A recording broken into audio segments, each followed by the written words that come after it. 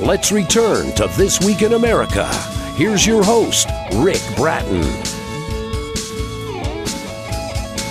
Welcome back, everybody, coast to coast. This Week in America. Dan Huddleston's memoir is a story of overcoming, a story of succeeding, a story of achieving the American dream. His life has led him on a journey that is beyond his imagination. He participated in one of the most polarizing events in U.S. history, the Vietnam War. Also a participant, and quite possibly the most important event in U.S. labor history, the 1981 air traffic controller strike. That event led him to an amazing adventure. He lived outside of the United States for 9 years, has been on 6 of the 7 continents, visited more than 90 countries. Along the way, a brilliant and beautiful young woman decided to become his partner and accompany him on that journey. A boy with no confidence grew up to play the ultimate confidence game, Chicago Air Traffic Control. The extraordinary life of an ordinary man is the story of that adventure, and author Dan Huddleston is our guest on This Week in America. Dan, welcome to the program. Great to have you with us. Thank you, Rick. It's good to be here. What a remarkable story. I can't wait to get into this. The book available, of course, Amazon, wherever books are sold. We'll give that information as we go through the conversation. What made you start writing this book, The Extraordinary Life of an Ordinary Man? At what point did you say, I've got a story to tell. I want to share it with others? Well, Rick, in July of 2018, I lost my lovely lady to cancer. Oh, I'm sorry to hear that. In January of 2019, I was wandering around at loose ends, trying to figure out what to do with myself. And I can't even tell you why, but I just suddenly started jotting down memories. And I put some of those out on Facebook, and friends and family members who read them encouraged me to turn it into a book. So I spent the next 15 months compiling all of these memories and turning them into something that felt like it was readable. Then I found a publisher, and the publisher I chose is Austin Macaulay out of London. And I went with them because a great deal of the story occurs out of the United States. And yes. I just had a feeling that they might be able to deal with that better than a U.S. publisher. They were really able to capture that. It's a story, it's raw, it's honest, it's funny, it's a love story as well. So sorry to hear about the passing of your wife, a very important part of this incredible journey that you were on. How long did it, you mentioned the 15 months, that time along with all the time it took to get the story published and whatever, this has really been the last few years of your life has been devoted to this, hasn't it? Certainly. And, once I found the publisher, I sent it off to them, sent them the entire manuscript. And then from that point, them making a decision that they would publish it and getting it into print was another 26 months. Wow. So, yeah, it's been a long process, and I had no idea what the process would be like. But it's been fascinating, it's been fun, and it's been exciting. A real education, I'm sure. It's one thing to write the book, but then get it published, do the marketing, which you're doing now with the book. The book is The Extraordinary Life of an Ordinary Man by Dan Huddleston. That's Huddleston, if you're Googling. Book available, Amazon, Barnes & Noble, all of the usual places. Let's talk about this journey consists of 2 of the most important events in the United States, Vietnam War and the air traffic controllers strike. To being a published author, you've touched on a lot of elements here. Talk about the milestones in your life, the Vietnam War and the air traffic controllers strike, the impact those had on you. And I know it would take 3-4 hours to do it justice, but just very briefly, being part of 2 major parts of U.S. history. Well, I started off, I had a plan because I always have a plan. And my plan was that when I finished air traffic controller school, that I volunteered to spend 2 years on an overseas assignment because the Air Force had this policy where if you spent 2 years out of the country, they had to bring you back to the United States for a year before they could send you out again. And so I requested Japan. I got it. Unfortunately, halfway through my tour in Japan, they decided to close the base. And since I was just down the road and around the corner, they sent me to Vietnam. And Itazuki Tower, Japan, was where I learned to love what I was doing. But Da Nang in the Republic of Vietnam was where I learned where my capability was. And for a young man learning a new career, it was just an incredible way to start. That would be the ultimate test, and Dan writes about it in his memoir, The Extraordinary Life of an Ordinary Man. Let's go to the air traffic controller strike. I remember that vividly. Was doing a television program at the time and had several air traffic controllers on from the Dayton, Ohio Air Traffic Control Center that were, of course, blocked out of their job. Talk about that. Just sort of set the table a little bit. What brought this all on and the impact it had on you? Well, the history of the strike really goes back into the late 60s. There was always, let's say, a smoldering conflict between the Federal Aviation Administration and controllers. There was a sick out in the late 60s, and a lot of the leaders of the controllers union were fired because of that. But then in the late 70s, the talk of a full-fledged strike started happening again.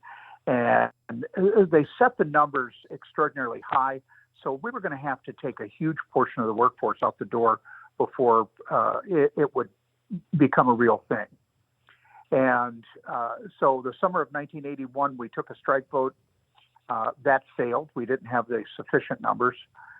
So through June and July of 81, it was a nonstop political action on the part of the union trying to get the necessary numbers.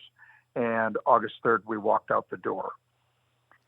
It was a very difficult decision for everybody concerned, both those that went and those that stayed.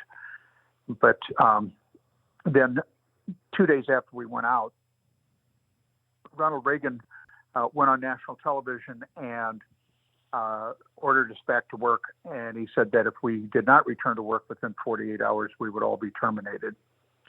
36 hours later, the FAA locked the gates on us, and it was a done deal. So once we were out, we were fired. You had 11,400 controllers that suddenly had lost their careers, and now It's time for us to find new ways to go about it.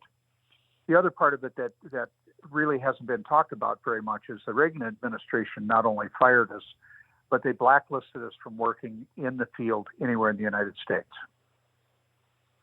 I did not know that. So you basically, were, as an air traffic controller, you were shut down from doing it anywhere. Absolutely. But there were a lot of other countries that were, they were looking at this and they were saying, holy smoke, all of a sudden we have access to some of the best controllers in the world. Let's start hiring these people. And in 1982, I first looked at Australia, and that didn't work out.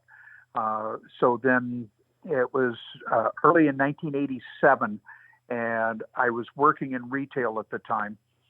And a friend and I had lunch, and he told me that somebody we knew was working for a company that was hiring controllers for other places around the world.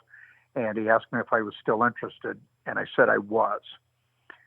So the next week, he brought me a name, address, and phone number for a recruiter in London. And a week after, or that day when I got home, I sat down and wrote out a resume and sent it off to him. And a week later, I called him, and we talked and decided that I would meet with their North American representative, and I did that. And they offered me a job. It was about 3 months after that initial discussion before I actually started to work, but that led me to Abu Dhabi.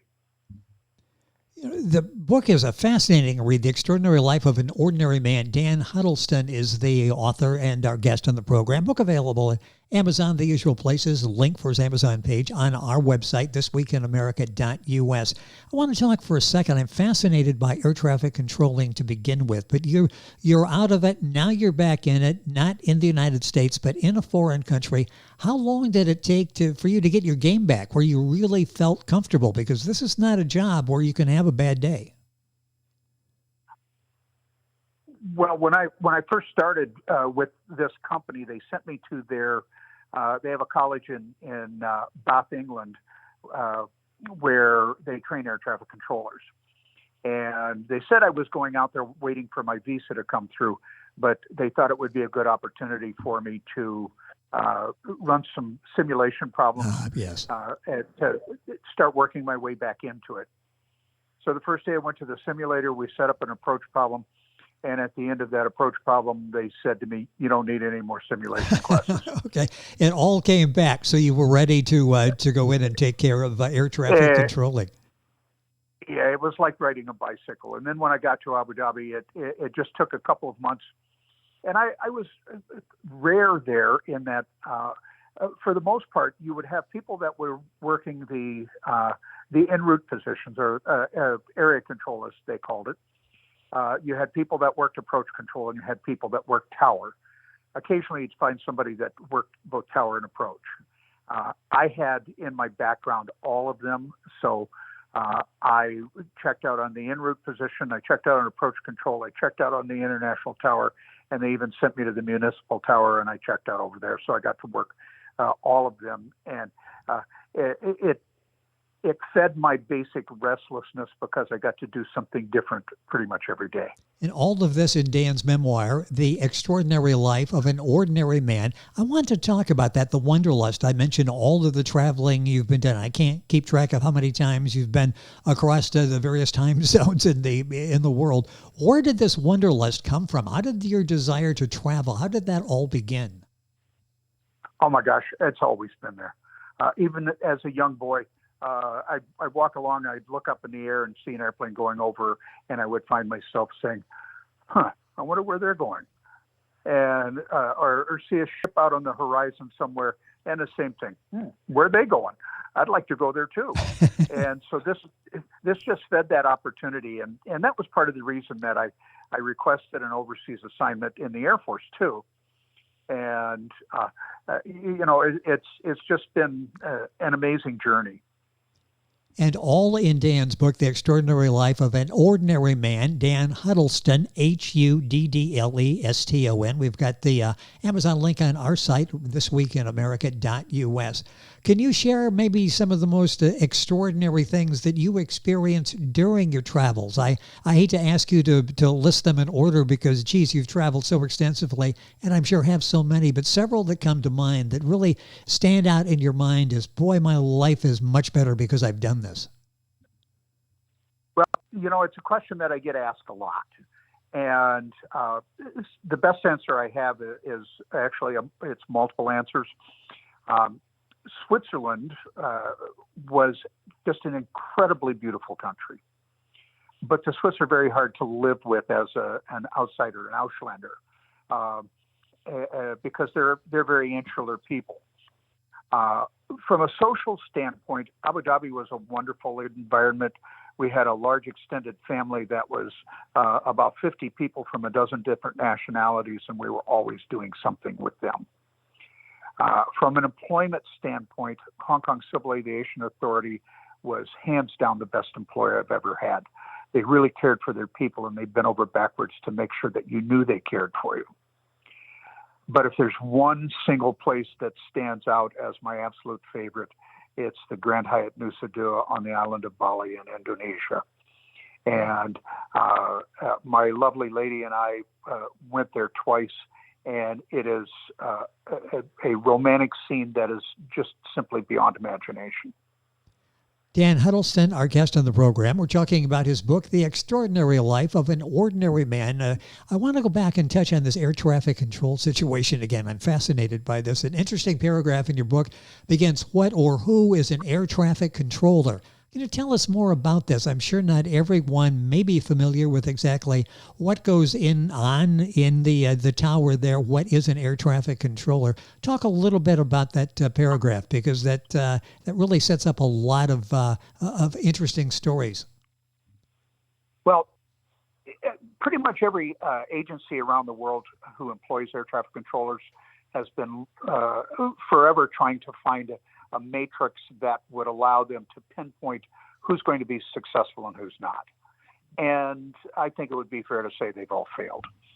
and I'm loath to say it's hit or miss, but really, you put a person to the test, and they're either going to succeed or they're not. Most are not.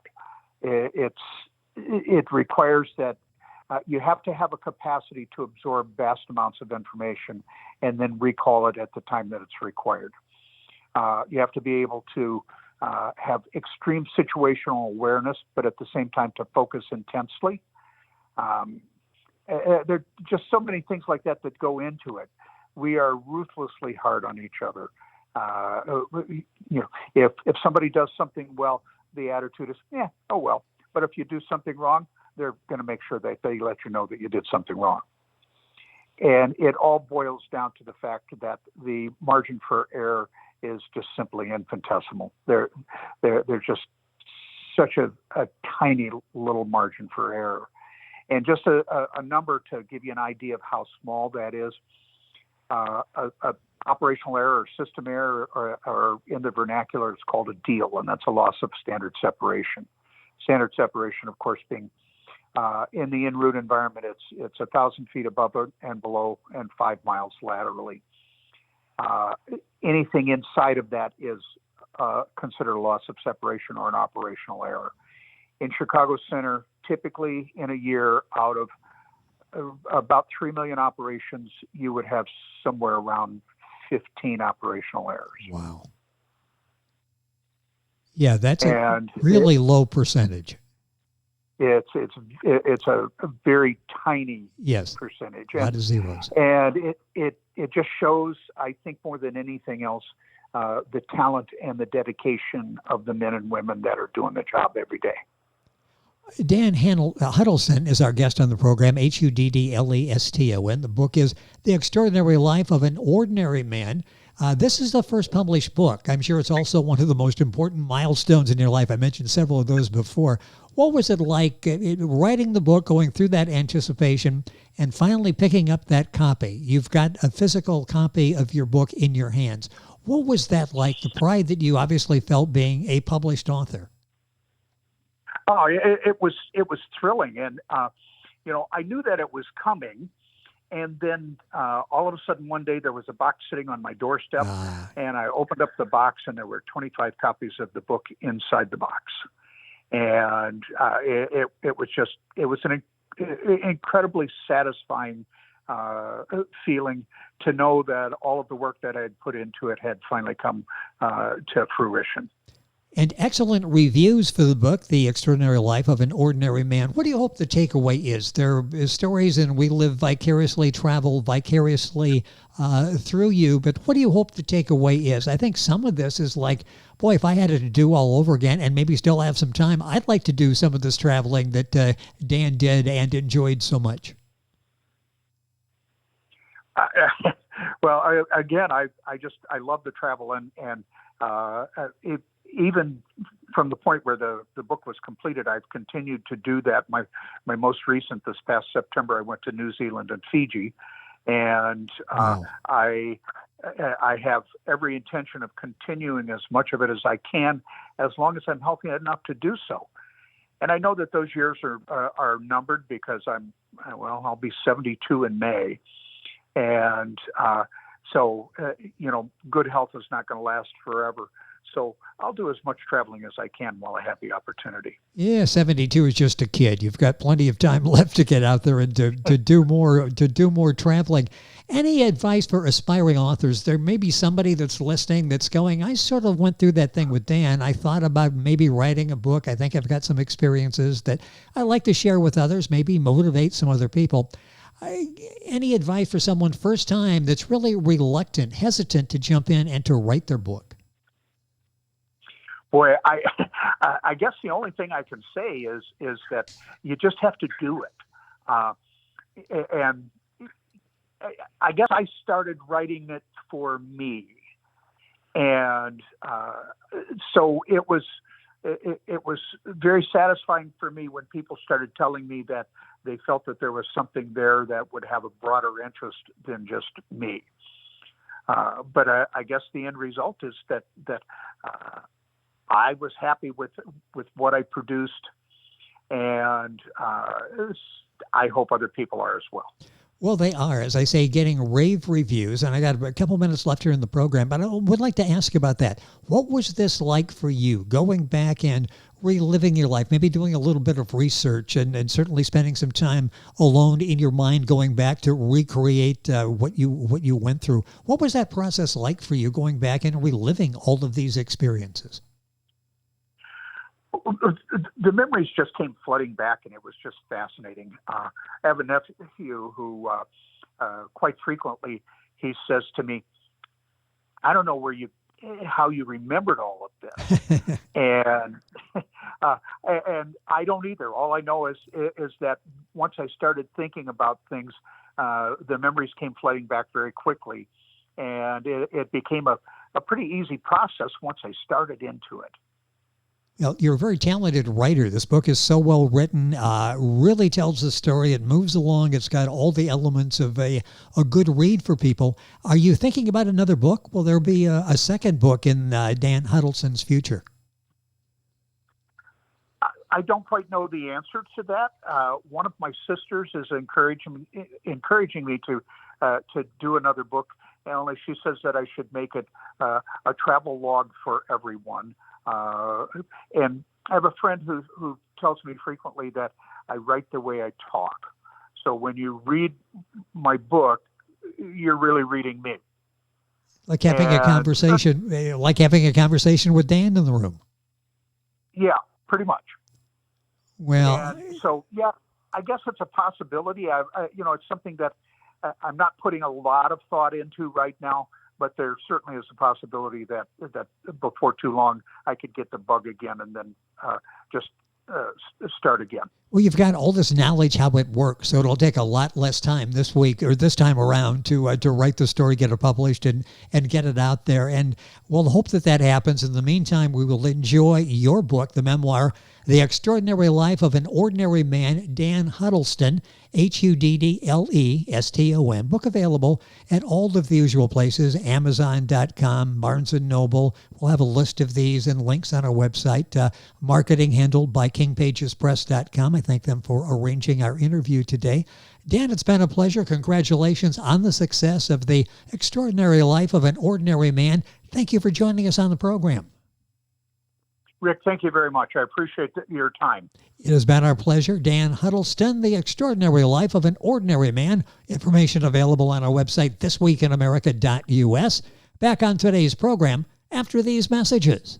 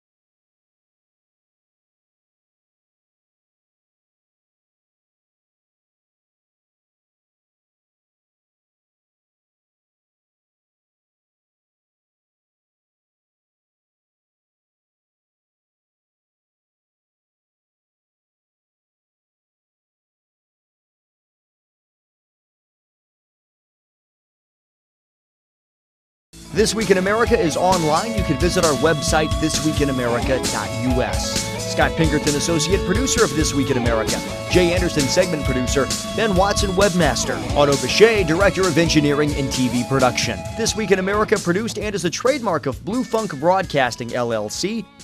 For information on all of our guests and to listen to this week's show, our website again at thisweekinamerica.us. And I'm Sean Bratton, executive producer of This Week in America.